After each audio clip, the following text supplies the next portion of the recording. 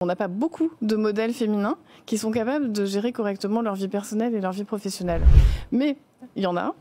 D'autre part, les entreprises mettent en place énormément de choses pour favoriser ça. Et ensuite, c'est une question de posture, de leadership. Je vais vous donner un exemple concret. La semaine dernière, j'ai une dirigeante qui me dit mon manager m'a appelé, mon directeur, mon patron, mon PDG m'a appelé lorsque j'étais sur le point de me marier. Je lui dis pourquoi tu as répondu ? Qu'est-ce qui serait passé si tu lui avais pas répondu ? Bah rien. Ok, alors pourquoi tu lui as répondu ? Donc on a aussi une responsabilité en tant que femme à poser notre limite, et ça s'appelle du leadership. C'est vrai que ce qu'il y a dans la tête, c'est très important. Par exemple, vous dites que quand un poste est affiché, un homme, s'il remplit 60% des critères, il y va.